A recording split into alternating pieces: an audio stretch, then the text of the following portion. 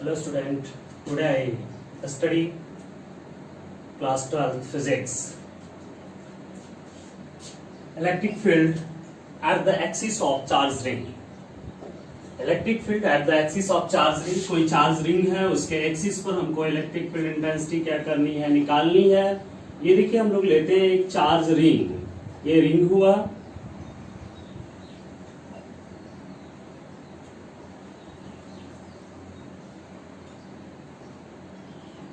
ये charge ring है जिस पर प्लस क्यू चार्ज यूनिफॉर्मली रूप से क्या है, डिस्ट्रीब्यूटेड है। इस पर ये प्लस क्यू चार्ज हम लोग यूनिफॉर्मली रूप से क्या किए हैं, डिस्ट्रीब्यूट कर दिए हैं।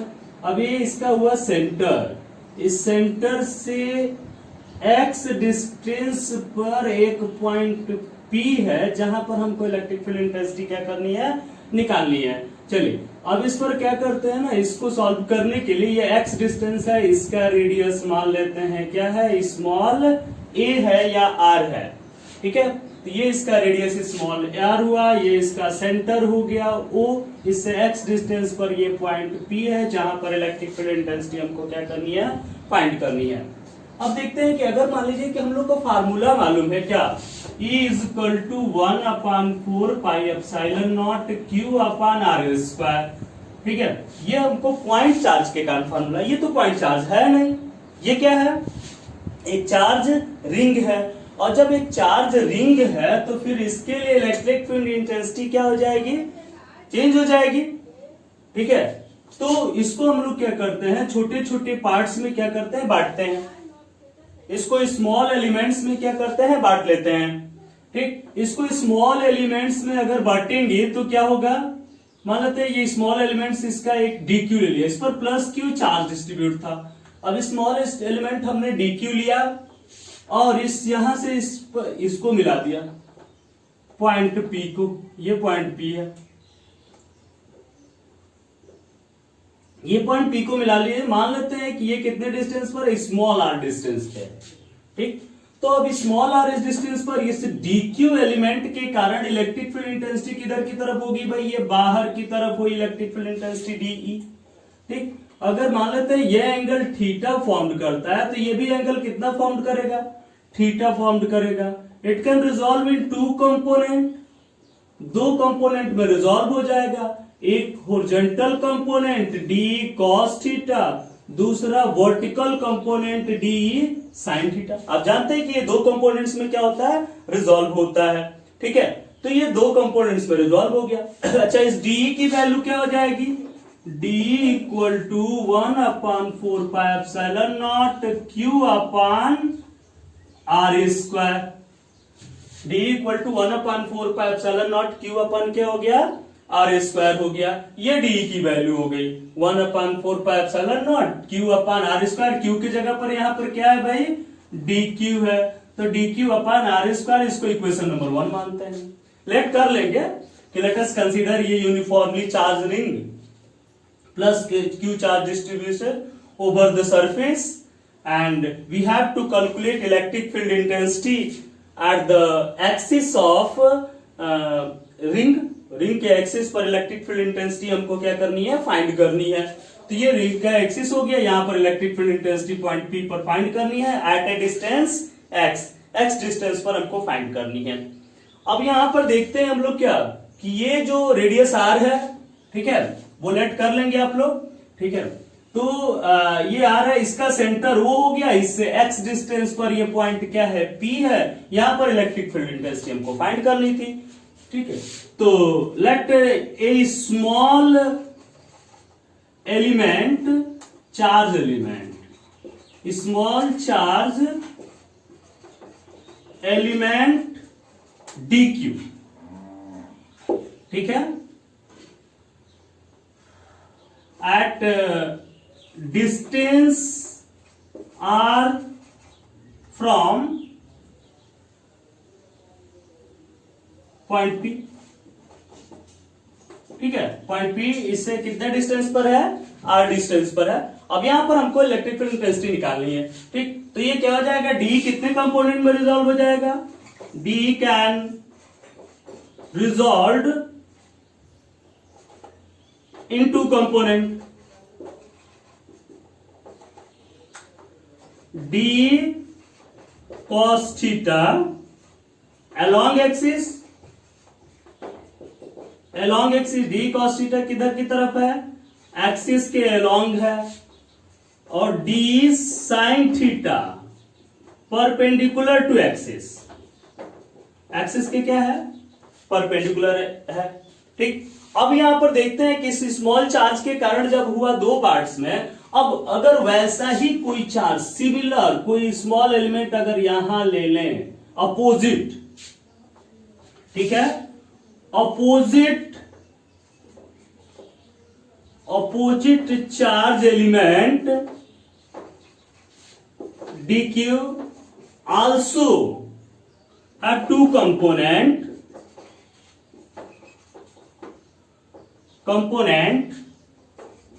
d cos theta and d sin theta।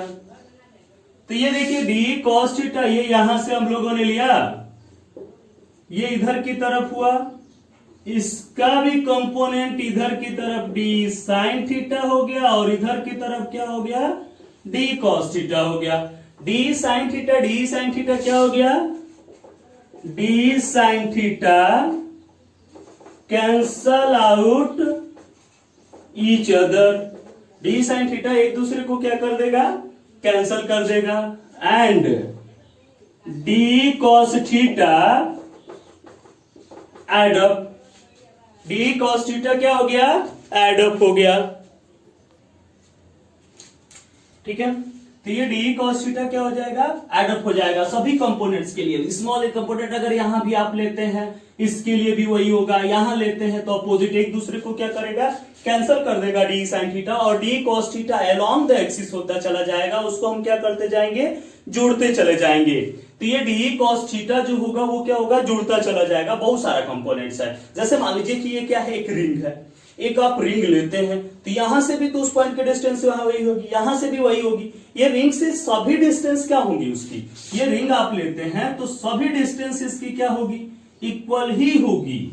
भले हमको नहीं दिखता, ये रिंग ऐसे है ना, 3 डायमेंशनल, ऐसे 2 डायमेंशनल, ऐसे हम लोगों ने रखा, तो इससे उस पॉइंट की डिस्टेंस क्या होगी, सेम होगी।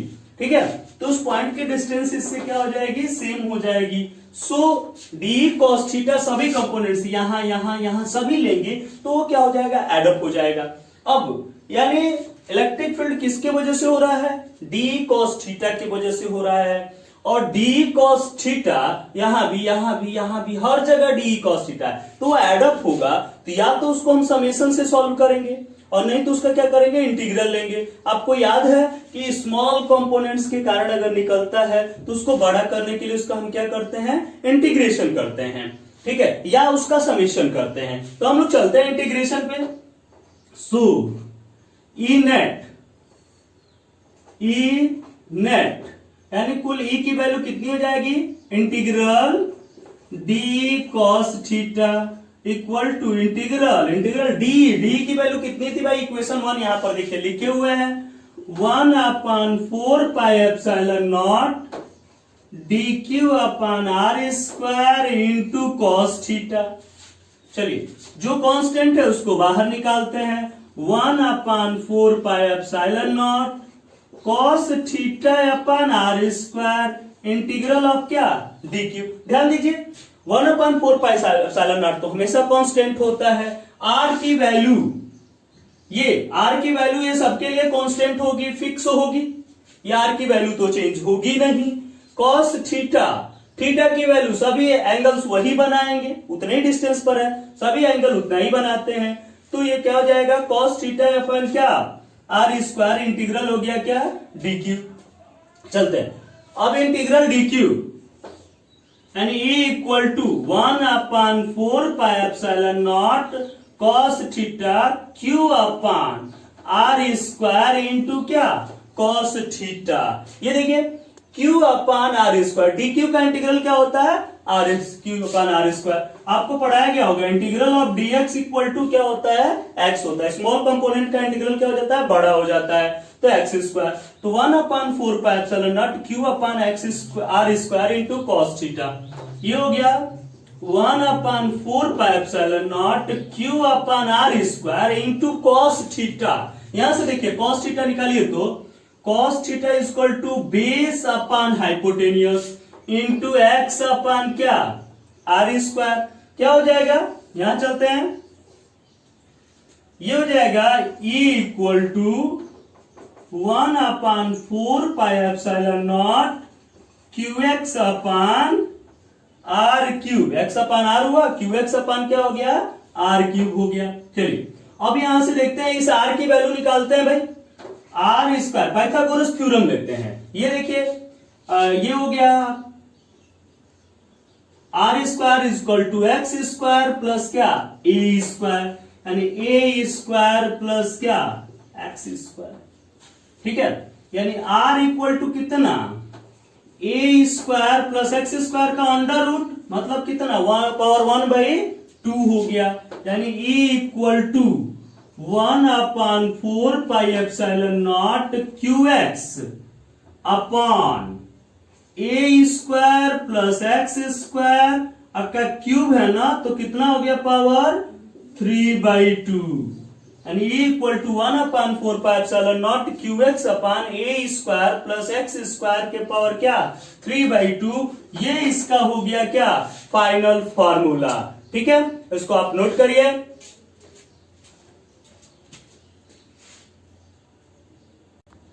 ठीक है, तो ये था आपका electric field at the axis of charge ring. ध्यान से उसको सुनिए, बहुत इंपॉर्टेंट है, ये इंपॉर्टेंट है, बहुत बार एग्जाम में आता है। Electric field at the axis of charge ring. तो हमने क्या किया, इसको आपको लेट करना है, बिना लेट किए नहीं लिखेंगे, लेट करेंगे। क्या लेट करेंगे, ध्यान दीजिए, लेट करेंगे कि लेट अस कंसीडर ये यूनिफॉर्मली चार्ज डिस्ट्रीब्यूटेड रिंग। ये चार्ज जो होता है उसके सरफेस पर डिस्ट्रीब्यूट हो जाता है, तो लेट अस कंसीडर ये यूनिफॉर्मली चार्ज डिस्ट्रीब्यूटेड रिंग। इस पर यूनिफॉर्मली देखिए प्लस क्यू चार्ज सेपरेटेड है। ठीक है, ऑफ रेडियस स्मॉल ए, जिसका रेडियस क्या है स्मॉल ए है। वी हैव टू कैलकुलेट, क्या लिखेंगे, we have to calculate electric field intensity at point P, at a distance x from center of ring। Ring के सेंटर से x डिस्टेंस पर एक पॉइंट P है जहां पर इलेक्ट्रिक फील्ड इंटेंसिटी ज्ञात करनी है। अब हमको जो फार्मूला पता है ये इक्वल टू 1/4πε0 Q अपॉन क्या आर स्क्वायर, वो केवल और केवल पॉइंट चार्ज के लिए है, और ये तो पॉइंट चार्ज है नहीं, ये तो बहुत बड़ा चार्ज है, तो हमको क्या लेना पड़ेगा, एक पॉइंट चार्ज लेना पड़ेगा। अब ये देखिए, इस पर बहुत ज्यादा चार्ज जब डिस्ट्रीब्यूटेड है, plus plus plus plus plus बहुत सारा, यानी प्लस क्यू चार्ज डिस्ट्रीब्यूटेड है। ठीक है, तो अब इसमें क्या करते हैं, हम एक स्मॉल एलिमेंट छोटा सा क्या करते हैं काट लेते हैं। ये छोटा सा एलिमेंट हमने क्या कर दिया, काट लिया। ये छोटा सा एलिमेंट डीक्यू जब हम काटते हैं, यहाँ डीक्यू, यहाँ डीक्यू, यहाँ डीक्यू, यहाँ डीक्यू, ये पूरा बहुत छोटे छोटे स्मॉल एलिमेंट्स में काट लिया इसको। ठीक है, ये डीक्यू चार्ज यूनिफॉर्मली इस पर कई भागों में क्या हो गया, बट गया। मान लेते हैं n पार्ट्स में हमने बांट लिया, n इंटू डीक्यू इक्वल टू क्यू। ठीक है, तो क्योंकि आप जानते हैं समेशन ऑफ डीक्यू इक्वल टू भी क्या होता है क्यू, या इंटीग्रल ऑफ डीक्यू इक्वल टू भी क्या होता है क्यू।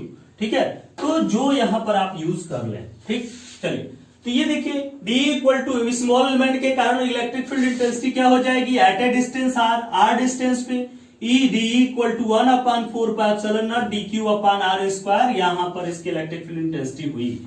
अब करते हैं कि स्मॉल चार्ज एलिमेंट लेते हैं, dq जो लिए थे, ठीक है, at a distance r from point क्या P, उसके कारण इलेक्ट्रिक फील्ड निकल गई। अब इसके कारण जो स्मॉल चार्ज है, तो उसके कारण इलेक्ट्रिक फील्ड भी कितनी होगी, स्मॉल होगी d, तो d इक्वल टू कितना हो जाएगा d, ये एंगल थीटा, तो ये भी angle theta, vertically opposite angle, तो d can resolve in two component, d cos theta, d sin theta, d cos theta along the axis, d sin theta perpendicular to the axis।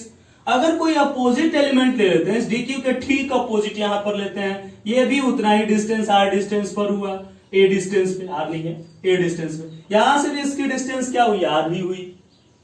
इसके कारण भी अलग electric field intensity हम निकाले, तो ये किधर की तरफ, ये d इधर की तरफ हो गया, theta theta, d cos theta, d sin theta.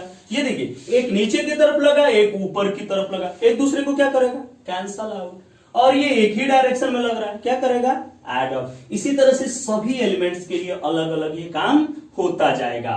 ठीक है, तो ये देखिए D opposite charge element D Q जो है वो D cos theta D sine theta cancel out each other and D cos theta add up. D cos theta क्या होते जाएंगे, जुड़ते चले जाएंगे। सो ये equal to integral of D cos theta या समेशन, आप समेशन से भी कर सकते थे, बात वही है। ठीक है, चलिए D Q upon R square into cos theta, सब कांस्टेंट है, आर कांस्टेंट है, थीटा कांस्टेंट है, बाहर हो गया इंटीग्रल डी क्यू का क्या होता है, क्यू बताया था मैंने, integral of D X equal to X. ठीक है, अब यहां पर क्या होगा, cos थीटा की वैल्यू हमने रख लिया, cos theta equal to X upon क्या होता है, आर होता है, तो Q X upon R square into R, R cube हो गया, लिख लिए। अब आर की वैल्यू यहां से देखते हैं, आर स्क्वायर बराबर A square plus S square, यानी R equal to under root A square plus X square, यानी A square plus X square के पावर 1/2, यानी A equal to 1/4 pi epsilon not Q X upon A square plus X square के power 3/2। तो ये आपका main formula हो गया। अब यहां से अगर आप निकालना चाहते हैं तो सारी चीजें आप क्या कर सकते हैं, निकाल सकते हैं। देखते हैं कैसे निकालते हैं, ध्यान दीजिए। चलिए देखिए, अब e equal to 1/4 pi epsilon not Q X upon R square था। अब इतना आपको मेहनत कराया तो एक दो केस इसके ऊपर बनता है। ठीक है, चलिए पहला केस करते हैं, eight the center of ring, ring के सेंटर पर क्या होगा electric field, eight the center of ring. चलिए सेंटर ऑफ रिंग मतलब क्या, x की वैल्यू कितनी, 0। वैसे भी मैंने आपको बताया था कि सेंटर पर चार्ज क्या होता है, 0। चार्ज यूनिफॉर्मली रूप से सरफेस पर क्या हो जाता है, डिस्ट्रीब्यूट हो जाता है। ठीक, तो एट द सेंटर ऑफ, क्योंकि रिंग में केवल सरफेस होता है, बीच में तो कुछ होता ही नहीं, कोई मटेरियल नहीं है। ठीक है, तो ये क्या होगा, at the center of ring x equal to 0, so E equal to 0, electric field क्या हो गई, 0 हो गई। ठीक है, अब दूसरा केस देखते हैं, case second, x is greater than है, इसके रेडियस से जो x की वैल्यू है वो क्या है, बहुत ज्यादा है। तो बहुत ज्यादा है तो क्या हो जाएगा, E इक्वल टू x, तो ए स्क्वायर क्या हो जाएगा, नेग्लेक्ट हो जाएगा A square, so E equal to 1/4 pi epsilon naught. ये देखिए ए स्क्वायर निगलेक्ट हो गया, एक्स स्क्वायर के पावर 3/2, 2 से 2 कैंसिल, एक्स क्यूब हो गया, यानी क्यू एक्स अपान क्या, X Q, X cancel, equal to 1/4 pi epsilon not Q upon क्या, एक्स स्क्वायर। जब ये बहुत दूर हो जाएगा, एक्स बहुत बड़ा होगा, तो एकदम वो क्या होगा, ये रिंग भी पॉइंट चार्ज जैसी दिखेगी। जैसे मान लेते हैं कोई आप एक रिंग ले लेते हैं और उसको बहुत दूर रख देते हैं और बहुत दूर से आप देख रहे हैं उसको, तो वो क्या दिखाई देगा आपको, एक छोटे से पॉइंट के जैसा दिखाई देगा। वो इतनी बड़ी रिंग लेंगे तो भी वो क्या होगा, पॉइंट के जैसे दिखाई देगा। ठीक है, तो एकदम वो पॉइंट जैसा दिखाई देगा, क्योंकि मान लीजिए आप बहुत दूर हैं और कोई दूर से आपको व्यक्ति देख रहा है, तो क्या आप छोटे दिखाई देते हैं। उसी तरह से ये क्या होगा, एक पॉइंट चार्ज जैसा आप क्या करने लगा, बिहेव करने लगा। और अगला देखते हैं, एक और लेते हैं। अब यहीं से फार्मूले से देखिए, case third, if x tends to infinity, बहुत दूर है तो अपान इंफिनिटी हो गया, तो फिर क्या हो जाएगा, e टेंस टू क्या, 0। e की वैल्यू यहां भी लगभग 0 ही होगी, इंफिनिटी पर भी, इंफिनिटी बहुत ज्यादा डिस्टेंस दूर होता है। तो इस प्रकार से हम क्या देख रहे हैं, ये इलेक्ट्रिक फील्ड इंटेंसिटी अलग अलग पॉइंट्स पर हुई। ठीक है, इसको आप नोट करिए, फिर एक क्वेश्चन इस पर कराते हैं। ठीक है, तो ये था बहुत इंपॉर्टेंट, इसको आप आराम से करेंगे। चलते हैं इस पर एक क्वेश्चन देखते हैं, बहुत सारे क्वेश्चन है, इस पर आप करते रहेंगे।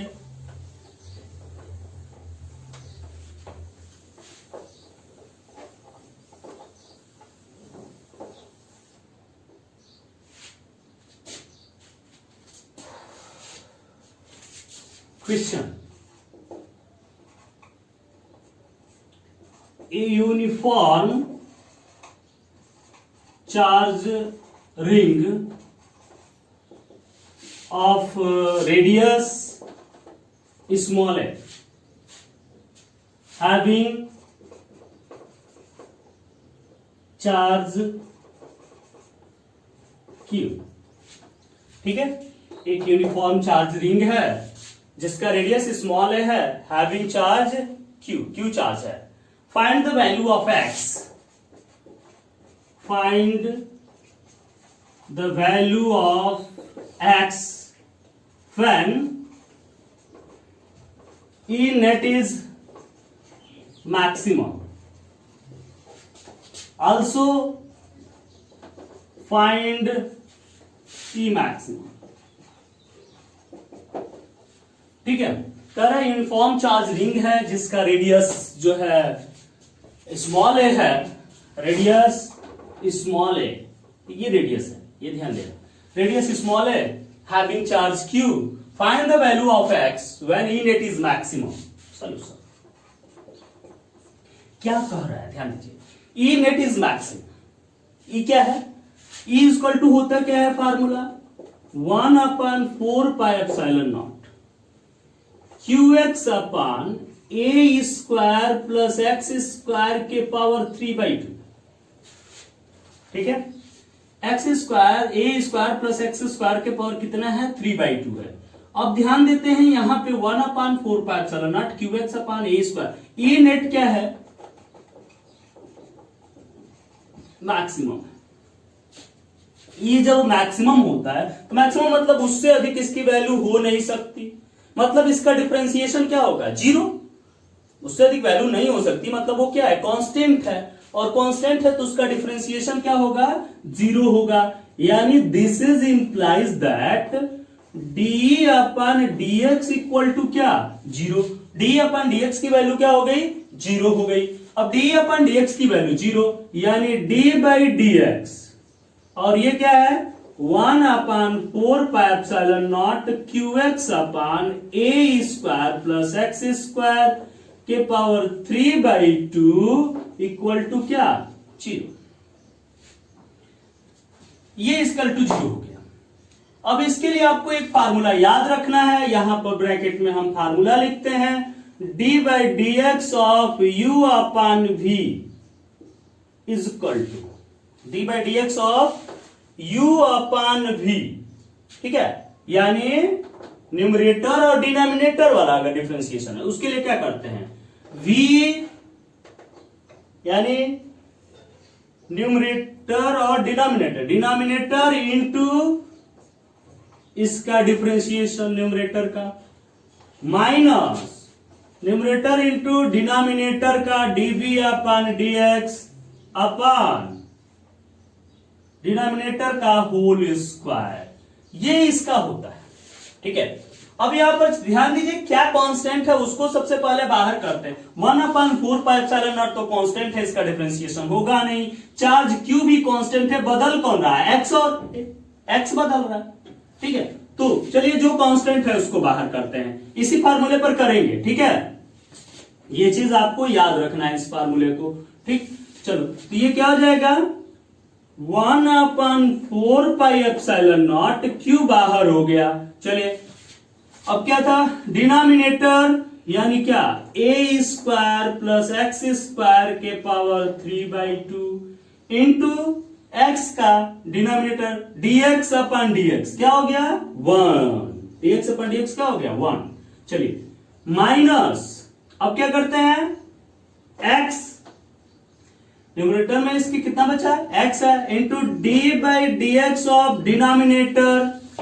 ठीक, तो ये D by D X of denominator जब आप करेंगे तो ये देखिए A square plus X square के पावर डी है, आपको मैंने बताया था D by D X of X to the power N.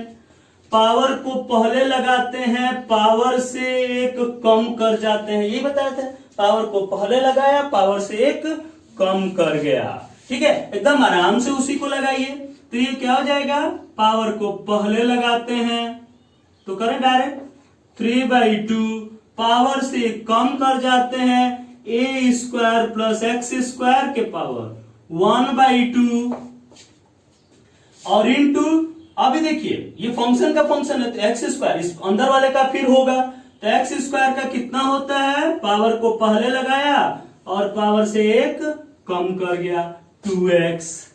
ठीक है,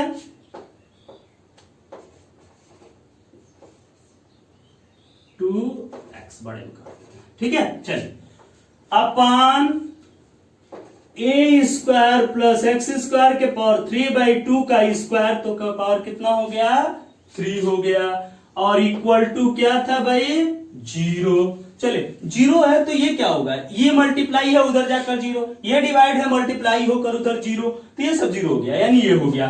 क्या बचा ये ए स्क्वायर प्लस एक्स स्क्वायर के पावर 3/2 माइनस, ये देखिए 2 से 2 कैंसिल, 3x स्क्वायर ए स्क्वायर प्लस एक्स स्क्वायर के power 1/2 equal to 0।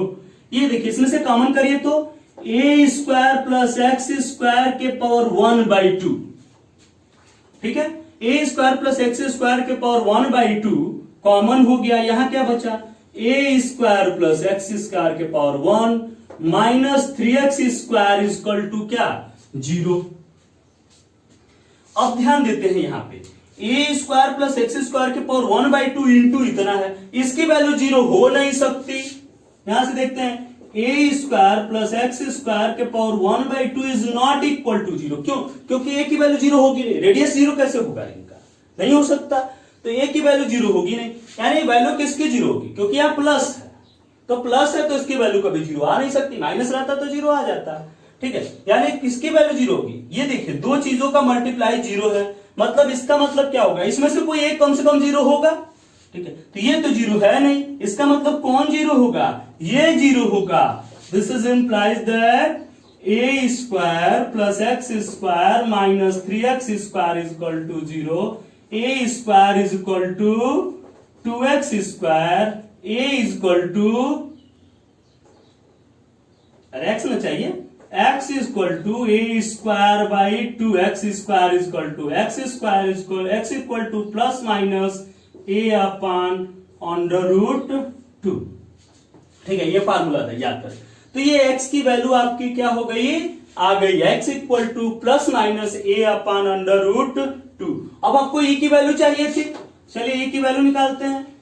e maximum equal to, E maximum equal to कितना हो जाएगा, E maximum equal to 1/4 pi epsilon not Q into X, X मतलब A upon under root 2, X मतलब हुआ ए अपान क्या under root 2 अपान क्या था ए स्क्वायर प्लस एक्स स्क्वायर, तो ये हो जाएगा ए स्क्वायर अब प्लस ए अपान अंडर रूट 2 का स्क्वायर, मतलब ए स्क्वायर अपान 2 आपके पावर कितना 3/2, तो ई मैक्सिमम इक्वल टू ये हो जाएगा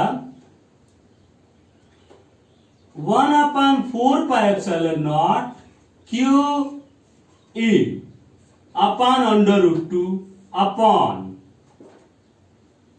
ए स्क्वायर, ये देखिए 2a square plus A square, 3a square upon 2 के पावर कितना 3/2, 3a स्क्वायर अपॉन 2 के पावर कितना हो गया 3/2।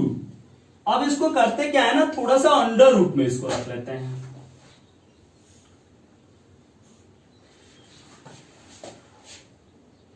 ठीक है। इसको क्या करते हैं, थोड़ा सा अंडर रूट में रखते हैं, ये 1/2 पावर हटाते हैं, under root 3a square by 2 के पावर कितना हो गया 3 हो गया, यानी E maximum equal to 1/4 pi epsilon not Q A upon Q A upon under root 2 upon, देखिए 3 3 बार है, अंडर रूट से बाहर आएगा 3√3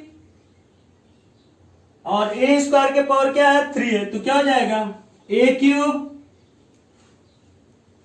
अपान 2√2, रूट 2 से रूट 2 कैंसिल, एक ए से एक A cancel, equal to 1/4 pi epsilon naught 2 ऊपर चला गया 2q अपॉन ये क्या हो गया 3√3 ए स्क्वायर।